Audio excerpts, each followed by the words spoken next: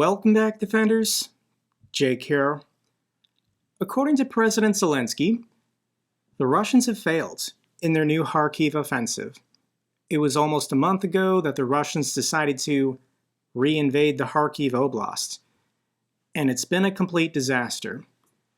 Here's an article from Bloomberg. Putin is running out of time to achieve a breakthrough in Ukraine. Russia only made limited progress when Ukraine was short on weapons. Speaker Johnson, Donald Trump, and MAGA Republicans did Russia a favor, blocking military aid from the United States for 8 months, and Russia didn't achieve a breakthrough. They're no closer to ending this war. Here's a summary of the Bloomberg article, but Ukraine is now receiving billions in direct military aid every single month. Russia is no longer advancing anywhere on the map. So more and more it looks like the Russians are accepting that this is a war of attrition. And the problem with this, if it is a war of attrition, and Russia accepts that, Russia has way more to lose. From their navy to their oil refineries to their jets and air bases, Ukraine, for pennies on the dollar, are destroying Russia's most valuable, expensive assets. This war is costing Russia everything. And I don't think they're going to win a war of attrition if this drags on. Case in point, everyone who supports Russia was pounding their chests over the capture of Avdiivka. Somehow this was going to be a breakthrough to capture the entirety of the Donbas region. But no, I'm never not going to highlight this in a video, but if we get out the ruler, this is where the Russians started 2.5 years ago. This is where they are today. 24 kilometers. 2.5 years, hundreds of thousands dead, and the Russians have advanced 24 kilometers. So if we zoom out, Russia has stated their objective is to take the entirety of the Donbas region, the Donetsk oblast, and that's another 80 kilometers. So at the rate Russia is advancing, if they can even keep advancing, this war is going to drag on for another 10 years, and Russia's going to lose millions of more soldiers. That's how absurd this is. Ukraine forces secure the majority of Vovchansk as Russian forces can't take the city. This was stepping stone number 1 in Russia's reinvasion of Kharkiv to create a buffer zone to protect Russian territory. This is the Russian side of the border. This is the Ukrainian side of the border. And Vovchansk is 5 kilometers, 3 miles, and the Russians can't even take this relatively small town. They were on the north side of the city. There's a river that divides the city, and I thought Russia was going to take the entirety of the north bank of this river. But Ukraine is counterattacking. Russia's supply lines are pretty messed up at the moment. So the Russians are actually being pushed back. And I do think within the next couple months, they're probably going to retreat back to their side of the border and beg for mercy. But strategically, the big picture, Russia severely miscalculated, and now the West has given authorization for Ukraine to use weapons on the Russian side of the border. So this Russian village and this Russian village were relatively safe 2 months ago. But because of Russia's disastrous planning, their idiotic leadership, now Ukraine can use Western weapons on the territory of Russia. This is debilitating. And you could argue the objective here in launching this new offensive was to divert resources from Luhansk or Donetsk so that Russia could make a breakthrough in the Donbas region. But in reality, we're getting reports that Russia is trying to reinforce Kharkiv because this has been so disastrous. They've taken so many losses and so many casualties, and this looks so bad for Putin and Russia's top leadership. They're now trying to reinforce the small bit of territory they've taken in Kharkiv. According to the Institute for the Study of War, Putin has said he's not going to use nuclear weapons in response to Western weapons being used on the territory of Russia. Of course he's not. This was a red line the West placed on themselves for the last 2.5 years. And Putin more or less confirmed it this week with a press conference. So what is Russia's response? Russian warships, including a nuclear sub, will arrive in Cuba next week. Citing historically friendly relations, they're talking about being communists. Cuba said it will host Russian naval vessels, including a nuclear submarine, in the Havana harbor next week. So this is a mind-blowing clip from Russian state TV, Russian media monitor. I'm going to read this for you, and then we're going to talk about how absolutely insane this is. This is Olga speaking. For the first time, our country's president explained how our nation will respond to deliveries of high-precision, long-range missiles to Ukraine, and how it will react to certain unfriendly countries, giving permission to Ukraine, but really to themselves, to strike our country. There are two options for our response. The first option is to start supplying the same high-precision, long-range missiles, except they'll be better quality, since they're Russian, to those nations that are ready to strike our enemies. Wow. Caracas, Venezuela, and Cuba are not the only spots on a map where we could deliver our weapons. Yemen and the Houthis immediately comes to mind. Of course, North Korea also comes to mind. What a coincidence that today, the first train headed to North Korea from our country, they say it's a train of tourists, but what do we know? There are no details, so to speak. Just a few days ago, we've discussed it in the studio. Today we made a map, along with our editorial staff. We were thinking about where our missiles could go, into which friendly jurisdictions. Listen, I think that in today's world, the United States has so many supporters that billions of people would be happy to stand in line to get an opportunity to strike the United States. Evgeny, I keep thinking, when will we finally show a map of where our missiles can strike the United States and not where the American missiles are striking us? Showing that Anchorage, Honolulu, Seattle, Guam, San Francisco are within our reach. Why don't we show them this kind of map? Do you know how they will scream? Look at this map, guys. So, of course, Serbia is on the map, but I don't think Serbia is going to attack San Francisco. We've got Iran and North Korea, but they've got their own weapons, Russia. They don't really need your missiles. There's the Houthis in Yemen, and I don't think they have electricity or running water, but sure, give them some missiles to attack some ships. And then we get to Central America. We've already talked about Venezuela and Cuba. They're not going to attack the United States. But on the map, they include Guatemala and Mexico. They put Mexico on their graph of countries that might want to attack the United States. Once again, for Putin to be this expert of history, he sure is screwing up. If you remember, if you're European, you might not know about this, but there's something called the Zimmermann telegram. In 1917, the Germans sent a secret telegram to Mexico, encouraging Mexico to accept German weapons to attack the United States. They promised that they would support Mexico in a war against the United States and help them get some territory, but British intelligence intercepted the telegram. The Germans basically confirmed it was authentic, and this more or less led the United States to join the Allies in World War I. Mexico wanted nothing to do with this, by the way. And the reason why is the United States and Mexico already fought a war from 1846 to 1848.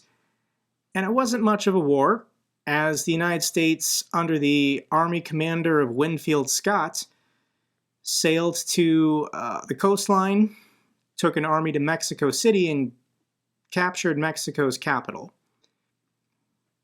If this were the Russians, they would have kept everything.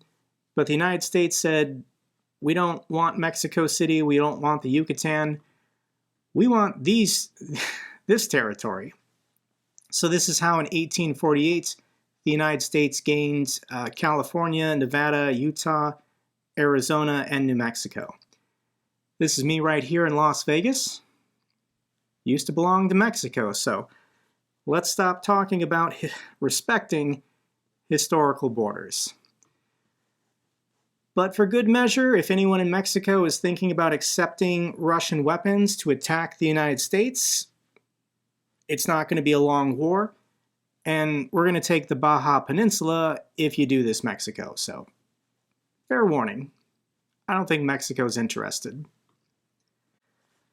Biden says Putin is not going to stop at Ukraine. This is not President Biden's opinion. This is what the Russians say on Kremlin State TV every day. To save on time, I'm not going to read this clip. I'll link it down below if you want to see it for yourself. But Solyov loves this talking point of the Russian military needs to go all the way to Portugal. The Kremlin and Russians do not feel safe unless their military can make it to the Atlantic Ocean. So in this clip, Solyov argues that the Atlantic Ocean is the only acceptable buffer region to protect Russia from the United States. So all of Europe eventually needs to be conquered by the Russians for Russia to feel safe. Biden announces another $225 million military aid package for Ukraine. This is the stuff included. It's the usual stuff. Air defense missiles, Stingers, cluster munitions, artillery shells. But the big ticket item, this is pretty cool. Another 100 of these M113 armored transport vehicles will be sent. In the last aid package, over 100 Bradleys were sent. So there is an effort from the United States to get as many armored vehicles over to Ukraine as possible. These armored vehicles save lives, offer protection, and Russia is running short on their own armored vehicles to counter this. Russia's got problems. Russia's Su-57 stealth fighter jet confirmed struck for the first time. This is Russia's 5th generation fighter jet. They've not lost one of these so far in the war because they don't use it for combat missions near the front lines. But this is Russia's best stealth plane, and they just lost one. There are satellite images day before, day after, confirming that 2 Ukrainian drones struck near the plane. The debris, the shrapnel, is enough to damage the fuselage. If there's a single hole in this plane can't fly anymore. It's going to have to be repaired. This occurred right here at a Russian airbase southeast of Volgograd. So it's going to take time, but eventually Russia's going to lose everything. Ukraine is never going to stop these drone attacks against their airfields until all of their planes are destroyed. Ukraine situation reports claims fly over a deadly ATACMS missile strike in Luhansk. That looks nasty. So this is a building in Luhansk, the occupied territories, and the Russians were definitely using it as a military barracks, and Ukraine is fine dedicating an entire ATACMS missile to go after troop concentrations. So this photo was leaked of troops amassing outside this building, and that's what a single ATACMS can do to a building in the occupied territories. North Ossetia base for Russian fighter jets targeted by drones for the first time. So South Ossetia is Georgian territory that's currently being occupied by the Russian military. So this is North Ossetia on the other side of the Caucasus Range. Russia has a military airfield there, and this is the first time Ukraine has struck it, because no Russian air base within 1,000 kilometers is safe. There is a video. We don't know specifically if any planes were damaged. This looks like another one of these. They're very large-looking drones, but I don't know what type it is. I'll link the video down below if you want to see it for yourself. This strike took place 720 kilometers from the front lines. Russia's air defenses were non-existent. Here's a mystery. Ukraine has spotted 2 pink MiG-31 planes parked in Crimea. We've got these satellite images of the pink planes and then a bunch of broken debris next to it. And if you watch Denis Davidov's video, he said in his video that this is a primer coat before the final paint goes on the plane. But there's a theory that these are not real planes. Russia is now constructing styrofoam planes to confuse and distract Ukrainian drone attacks. That would make sense, just given all these fragments and pieces down here, that perhaps the styrofoam comes in pink. They break off all these additional pieces to make it into the plane shape, but then they park it at their airfields to confuse and distract Ukrainian drone attacks. I don't think this is going to work. I think this is too obvious, but Russia's desperate and they're going to keep trying. Oh my God. So we've been talking about these Chinese golf carts and motorcycles being used by the Russian military for meat assaults, and the videos are just endless. And here's a cope cage on a motorcycle with like a tarp or a blanket over it. And this is real. Russia's really doing this. They're putting cope cages on motorcycles, driving through the war zone. And a cope cage on a motorcycle doesn't save this person, it doesn't save anyone. I'll link this video down below. This is, once again, these motorcycle attacks. The entire clip is 6.5 minutes long, and it's pretty gruesome what happens to these Russian soldiers on these motorcycles. Viewer discretion is advised, but I'll link it down below if you want to see the mighty Russian military. Human rights groups call for an ICC investigation into Russian propagandists. 4 human rights organizations have called for the main spreaders of Russian hate speech against Ukraine to be made to answer for their crimes. So who are the Russian propagandists that might get a criminal arrest warrant from the ICC? And of course, it's the main man, Vladimir Solovyov. We've also got the head of RT News, Margarita Simonyan. We've got Dmitry Kiselyov. We've got Dmitry Medvedev, the former president of Russia. And then Sergei Mardan. So if the ICC takes this serious and issues an arrest warrant for these Russian propagandists advocating for genocide, then they're never going to be able to travel to any of these green countries ever again. Solovyov owns, I think, 5 villas, 5 mansions in Italy. He talks all the time complaining that he can't visit his villas in Italy because of the war, but I think this is going to happen. I think the ICC is going to start issuing more arrest warrants for high-profile Russian figures in their war machine. And I mean, if they want a vacation in China or Saudi Arabia, they can, but they're not going to Europe and they're not going to North and South America anymore. So we've got Solovyov's response, and normally I read for you the clips, but I want you to hear for yourself the panic, frustration, and anger that his cushy life and his 5 Italian villas are all gone now. На Западе начинают замечать, что киевский режим все больше напоминает нацистскую Германию. Но это замечает не та правозащитная сволочь, которая боится назвать свои имена и анонимно пишет доносы в МУС. Слушайте вы, жалкие шавки на содержании Госдепа, Ходорковского и прочих, у кого по локоть в крови руки. Вы можете подавать свои писульки на кого угодно. Мы, наследники Левитана, привыкли к тому, что вы, жалкие шавки, подобие Гитлера, будете нас ненавидеть. Вы жалкие, ничтожные, нацистские твари. Я вас презираю. Каждого поименно назову на Соловьев Лайв. И найдем тех, которые стыдятся, но все равно пишут. В МУС пишете? Ну-ну. Кстати, напомню, что ваши хозяева, американцы, МУС презирают. И против них ввели санкции.